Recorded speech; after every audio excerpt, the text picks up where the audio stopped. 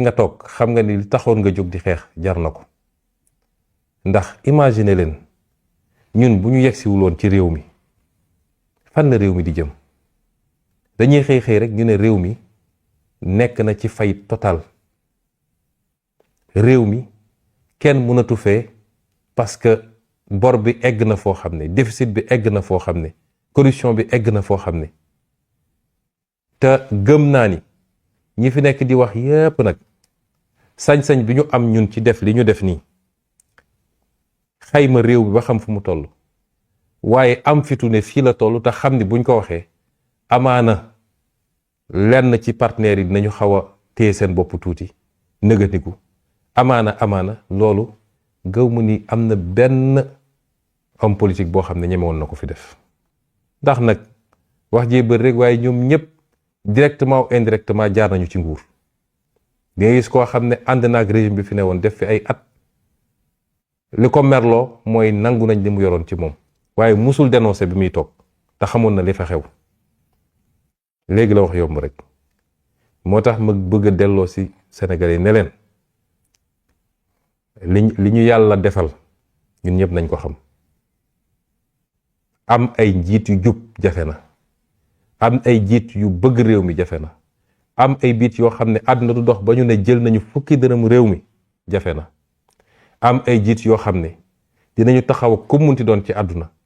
xool ko ci biir bët défendre intérêt réew mi jafe na loolu bu dajee rek xam leen ni la ca des question de temps la rek mais faw rek réew mi baax loolu nag nga xam ne mobiliser woon na Sénégalais yëpp ñu xeex ci nañu xam ni c'est pas parce que fal nañu président Bassirou Diomaye le 24 mars 2024 que lépp sotti na changement systémique lu jafe la parce que système de interaction ay nit la nañu xam ni fonctionnaires yi fi newoon ñoo fi nekk ba léegi la ca baax ak la ca baaxuloon justice bi fa newoon moo fi ne ba léegi la ca baax ak la ca baaxuloon yeneen ak yeneen foo jël rek moo fi nekk ba léegi ñooñu nag processus de changement bi day laaj xeex bu bëree bëri su ngeen xamoon li ñuy jàmmarloo bés bu ne te génn ñu wax ko bés bu ne combat la ci biir pour yenn yi nga xam ne Sénégal yëpp a nga ko doon ñaawlu mu amoon ci réew mi mu dak fi mu dañ fi ba faw loolu nag dañoo bëgg ànd ceeg Sénégalais yëpp combat yooyu dinañ ko gagné de ba ci combat wu li nga xam ne mooy suñu moomeel suñu alal gis ngeen ay coow ngi commencé am ndax li ma leen wax dama cee bindoon téere 2016 lépp li nga xam ne alalu réew mi la balaa keneen di ci bénéficier wu réew mi il faut mu bénéficier wu mënuñu ñoo xoj fépp nag bëgg a ñëw jël suñuy ressources yóbbu ko suñuy doom bu ñu ne dañuy dem foofu ñu leen du ngeen fa dem ba pare nañu yéen dañ leen di lebal ci conditions yu leen neex yu ñu neex ñun loolu mënatul wéy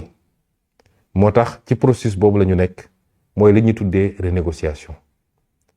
loolu nag dañ cee soxla réew mi yëpp jàpp si di nga gis nag ay homme politique yoo xam ne gëmuñu réew mi boo waxee ñu ne lii buñ ko defee investisseurs yi dootuñu ñeme Sénégal bu dee loolu moo tax investisseurs yi duñu ñeme Sénégal nañ ñu bàyyi suñu réew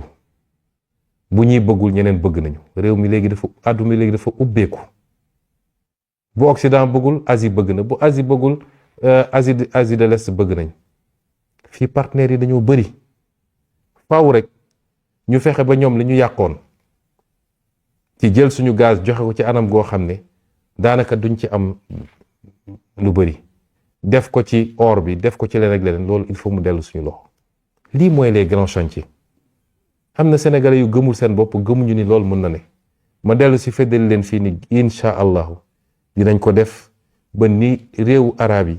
réewu chinois yi réewu tubaab yi ñëpp ni ñu fexe ba seen alal ñu teel ko seen bopp tey moo tax seen koom-koom am doole ñu nit ñu jaar foofu kon liggéey bu yaatu la divertissement yi bëri na bis mu ne ñu génne ay affaires yoo xam ne amulul réew mi benn njëriñ orienté ci sénégalais yi nag ñu nekk ci commentaire yooyu lenn ci sénégalais yi nañu dellu si concentré wu ci li nga xam ne mooy defar réew mi mbokk yi duma daaneel te duma wax ci xew-xew boobu nag taxuloon ma bëgg a wax tey waaye daf cee tombe ndax dama noon bu ma jógee ci Chine dinaa def benn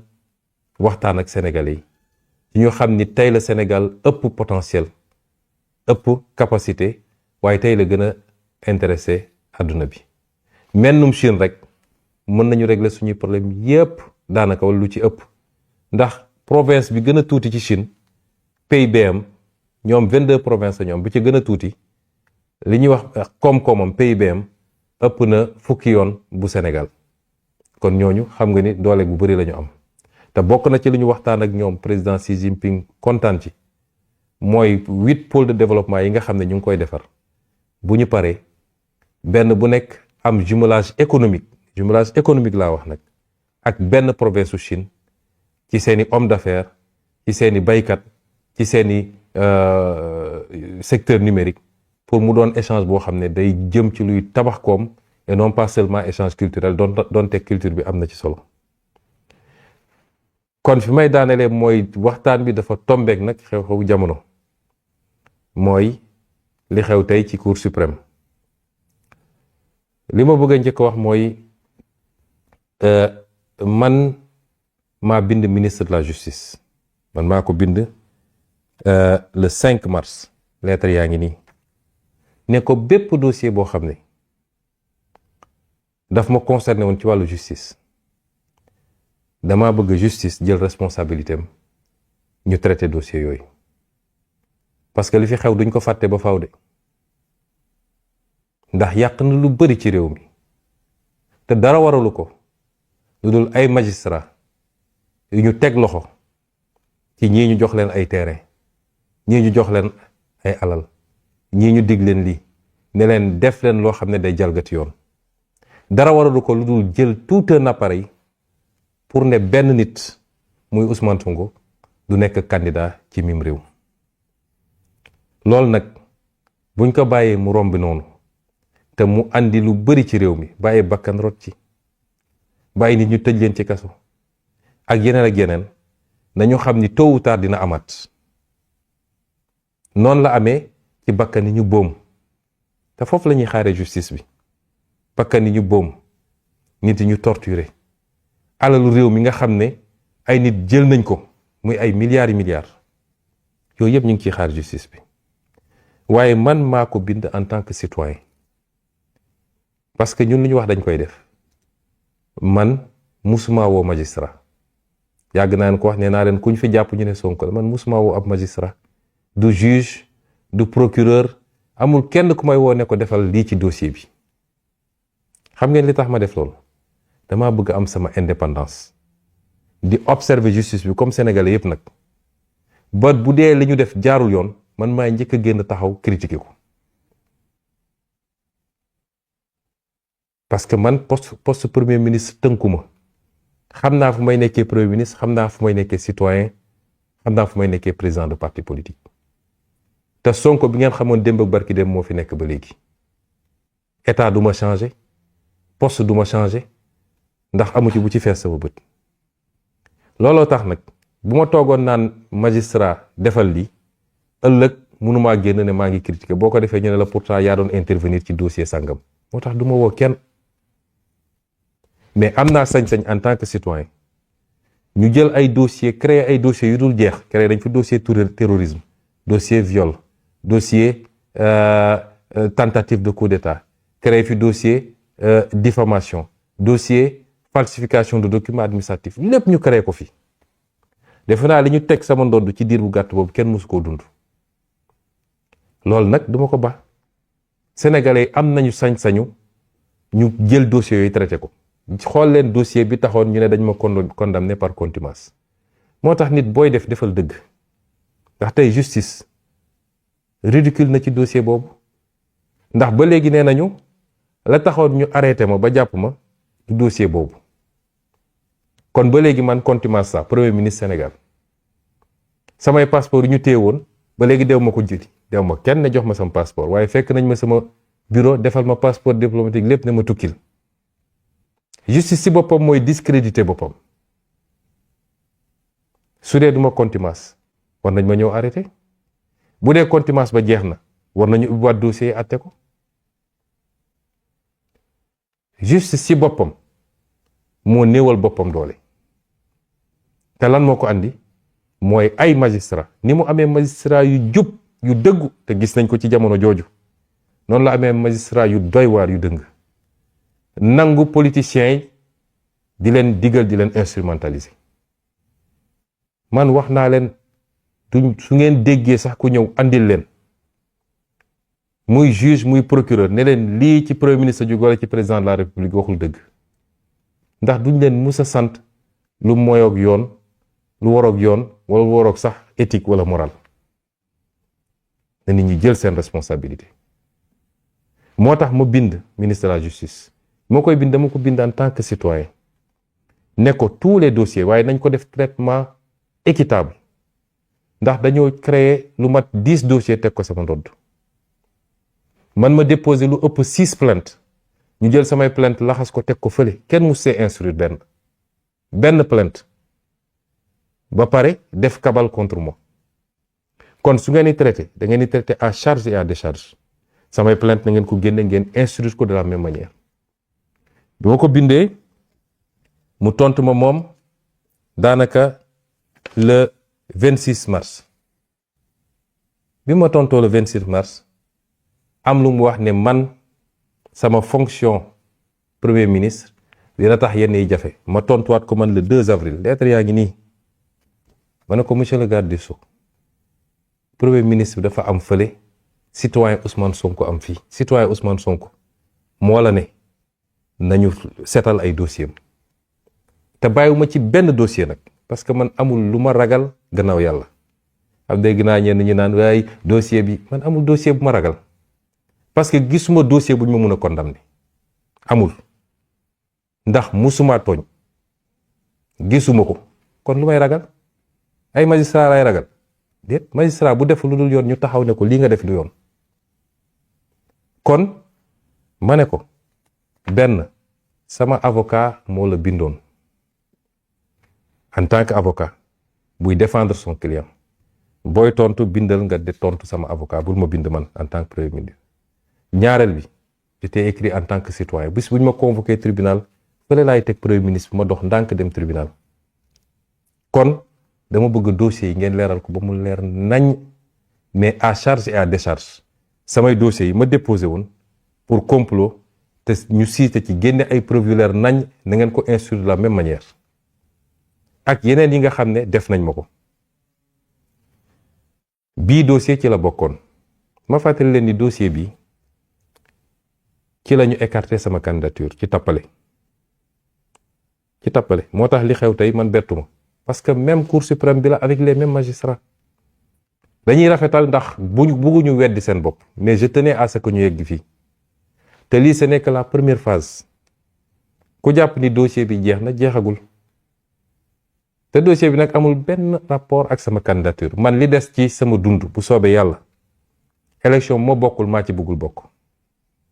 gisuma lu mën a tere bokk élection ndax ñoom ñu defoon ba fexe ba écarté ma balaa élection présidentielle am bi ñu ma écarté ba pare ñoo ma delloo si waat ci biir fichier bi ba ma voté élection présidentielle voté jiite liste élection législative gagné voté gagné ba tey jii dama suspendre sama fonction de député waaye mun naa ne sax am naa mandat député ndax constitution moo ma ko permettre te noonu lay amee élection locale dinaa dugg ci liste bu ma neex pas en tant que tête de liste mais en tant que conseiller noonu lay demee ci élection bu mu neex kon loolu nañ ko teg fële caaxaan yi ñu doon def utiliser tout l'appareil judiciaire sur commande politique pour écarter un candidat loolu amatul Sénégal mu des nag bi ñu leen waxee ñu def ko damay fàttali ni dossier bi déclaration bu ma defoon la ci conférence de presse ñu gaawantu instrumentaliser benn ministre boo xam ne tey daw na moo xam li tax mu daw bu soobee yàlla duñu musa am ndam si man ndax ñi ko doon def ñëpp daw nañ fi mu ne li tax ñu daw ñu instrumentaliser ko mu déposer plainte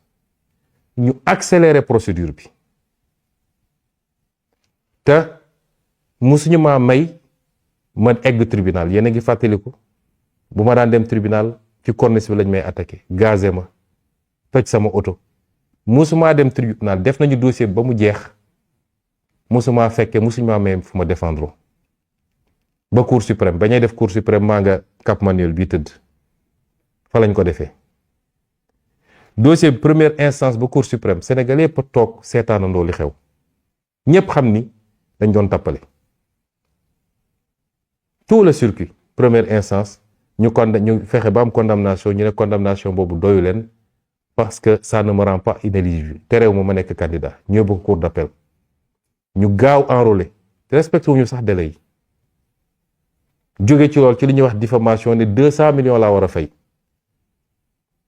yokk peine bi pour ma bañ a nekk candidat. waaye boole ci ak coxor goo xam ne lañ ci doon jublu mooy fexe ba su dee am naa alal ñu nangu ko. yéen dégg ngeen après ñu taxaw ne sama kër la ñu bëgg a nangu. loolu yóbbee woon na ma ba sama benn kër gi ma am te sama ñaq rek laa ko amee, musumaa jël lu ma moomut. bi ma xamee ni ci lañ jublu ne dañ koy jël, damaa dem jël notaire, def donation, jël kër gi may ko sama njaboot. tey man soo demoon sama déclaration patrimoine doo fa fekk kër, ndax kër gi ma am dama ko mujj jël, def donation, fay droit de mutation yu cher, def ci samay turu doom ak samay turu soxla. ci coxor gi ñu boole woon ci affaire yi rek pour bëgg lu néew li ma amoon ci alal ñu nangu ko si, xañ sama famille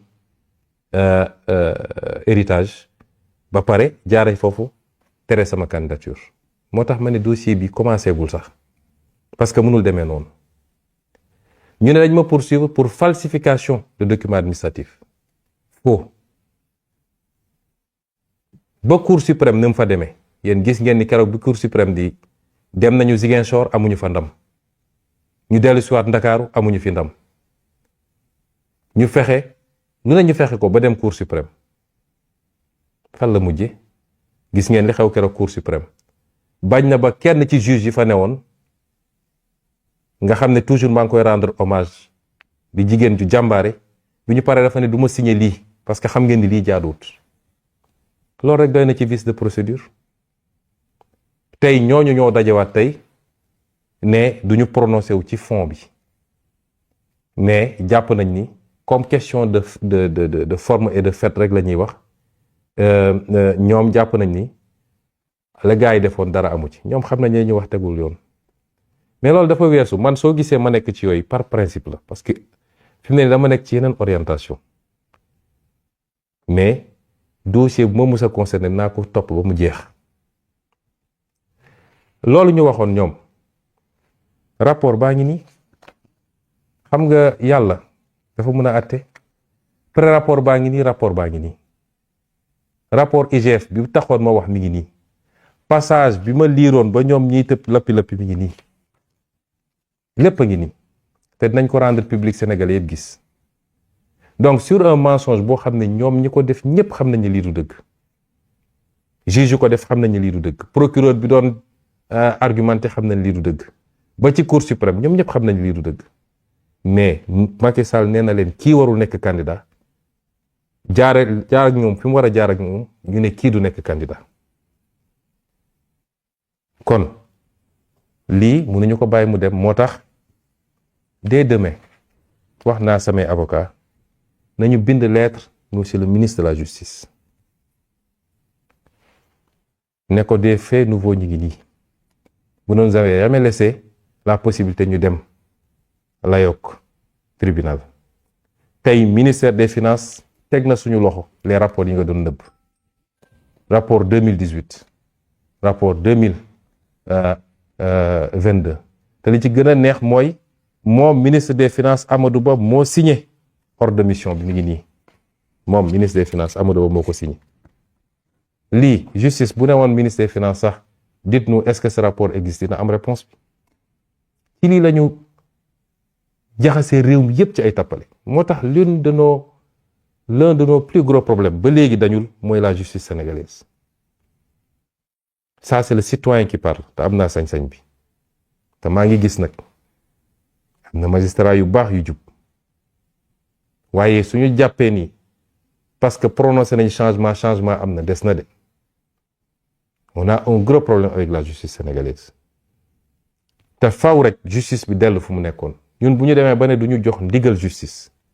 lañ ciy xaar te loolu la citoyen yëpp di xaar mooy justice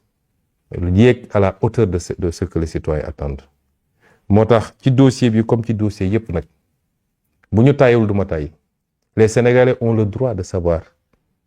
diffamation musul am accusation non fondée musul am falsification de documents musul am ñoom xam nañ ko te preuve yaa ngi nii moo tax dès demain nañu saisir mes avocats nañu bind au ministre de la Justice pour que ce dossier soit réouvert, qu'il soit jugé. Et ça, c'est un combat de principe. Ça n'a rien à voir avec une quelconque éligibilité wala yu demee noonu waaye mënuñu ko bàyyi mu demee noonu parce que day mel ni dañuy dëggal loo xam ne tôt ou tard situation mun na taxawaat les mêmes causes produisant les mêmes effets te boobaa baaxul ci réew mi. noonee lañ koy xaare ci yeneen yépp nag may assurer Sénégalais yi ni que man de Ousmane Sonko li taxoon may xeex ba tey ji moo fi nekk réew mi faw rek mu soppiku te kenn ku nekk fi nga ne sa position de travail bàyyiwuñ ci kenn nag su jaree ñu jàmmaarloog yow nañ jàmmaarloog yow politiquement en tant que parti politique étatiquement en tant que état fonctionnaire magistrat homme politique directeur général amul kenn kuñ ci bàyyi suñu responsabilité la ndax loolu la ñu diggante woon ak yéen kon ñu ngi leen di gërëm di leen sant di leen wax ni régulièrement dañ dellu si am waxtaan yu ni mel ak yéen ndax réew mi moo toll foofu te la nature a